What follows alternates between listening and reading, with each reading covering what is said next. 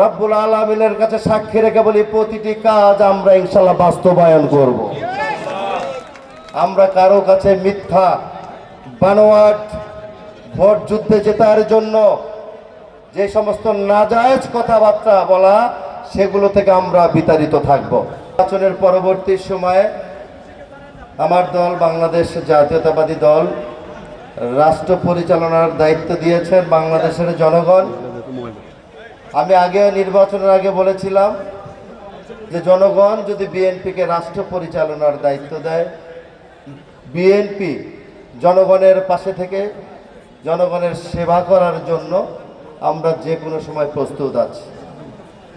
আপনারা দেখেছেন জনাব তারেক রহমান মাননীয় প্রধানমন্ত্রী বাংলাদেশে, তার কথাবার্তা, আচার আচরণ এবং জনগণের উদ্দেশ্যে যে অঙ্গীকারগুলো দিয়েছেন, তিনি কিন্তু একটি মাস ওই সরকারের বয়স হয়নি, 1 মাসও হয়নি। এই 1 মাসের মধ্যে অনেকগুলো প্রকল্প তিনি প্রতিশ্রুতি যেগুলো দিয়েছেন, অনেকগুলো তিনি কিন্তু বাস্তবায়িত করেছেন।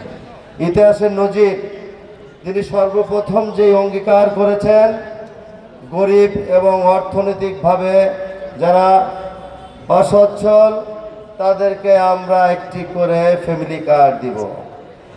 এই ফ্যামিলি কার্ড যখন ঘোষণা দিলেন মাননীয় প্রধানমন্ত্রী জনাব তারেক রহমান, এটা বিশেষ রাজনৈতিক দলের একজন নেতা, তিনি এই মাঠে বসেই বলেছিলেন, রাখ তোর ফ্যামিলি কার্ড। আপনাদের মনে আছে কিনা আমি জানি না, আমার মনে আছে। তুচ্ছ তাচ্ছল্য করে অনেক কথাগুলো বলেছিলেন। আমরা 1 মাসের আগেই সেই প্রতিশ্রুতি বাস্তবায়ন করার জন্য আগামীকাল 10ই মার্চ ঢাকা 17 আসনের টিএনটি মাঠ থেকে মাননীয় প্রধানমন্ত্রী ফ্যামিলি কার্ডের উদ্বোধন করবেন। সকাল 10টায় আপনারা সকলে আমন্ত্রিত। পাশাপাশি আমি একজন সৌভাগ্যবান জনাব তারেক রহমানের কর্মী হিসাবে ঢাকার 20টি আসনের মধ্যে একমাত্র আসন ঢাকা 15 আসনে আমাকে কিছু ফ্যামিলি কার্ড বরাদ্দ দিয়েছে। আল্লাহ রাব্বুল আলামিনের কাছে শুকরিয়া আদায় করি।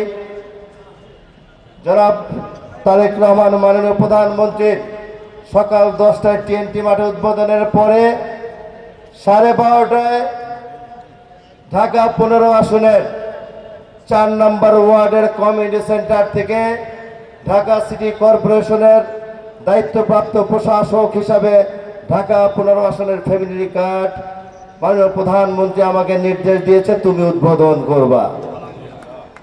আপনারা সকলে আমন্ত্রিত, আপনারা থাকবেন 4 নম্বর ওয়ার্ড কমিউনিটি সেন্টারে। আমরা আমাদের দেওয়া অঙ্গীকার, দেওয়া প্রতিশ্রুতি রব্বুল আলামিনের কাছে সাক্ষী রেখে বলি, প্রতিটি কাজ আমরা ইনশাআল্লাহ বাস্তবায়ন করব। আমরা কারো কাছে মিথ্যা বানোয়াট ভোট যুদ্ধে জেতার জন্য যে সমস্ত নাজায়েজ কথাবার্তা বলা, সেগুলো থেকে আমরা বিতাড়িত থাকব।